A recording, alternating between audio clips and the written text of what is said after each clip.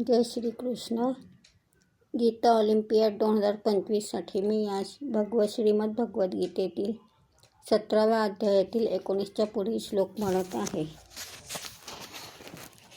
मूढग्राहेणात्मनो यत् पीडया क्रियते तपः परसोत्सादनार्थं वा तत्तामसमुदाहृतं दातव्यमिति यत्तानं दीयतेनुपकारिणे देशे काले च पात्रे च तद्दानं सात्विकं श्रुतं यत्तु प्रत्युपकारार्थं फलमुद्दिश्य वा पुनः दीयते च परिक्लिष्टं तद्दानं राजसंस्कृतम् अदेशकाले यत्दानम् अपात्रेभ्यश्च दीयते असत्कृतमवज्ञातं तत्तामसमुदाहृतम्.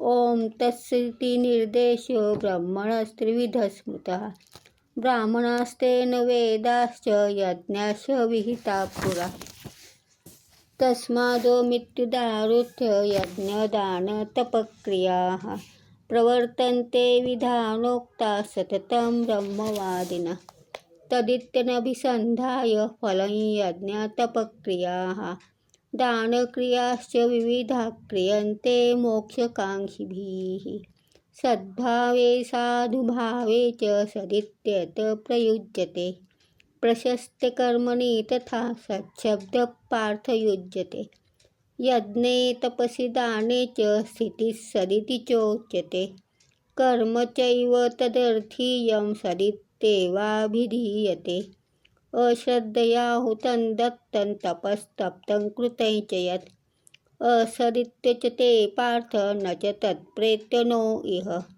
ओम तत्सदिति श्रीमद्भगवद्गीतासु उपनिषत्सु ब्रह्मविद्यायां योगशास्त्रे श्रीकृष्णार्जुनसंवादे श्रद्धात्रयविभागयोगो नाम 17ोऽध्यायः. ओम श्रीकृष्णार्पणमस्तु. हरये नमः. हरये नमः. हरये नमः. जय श्री कृष्ण.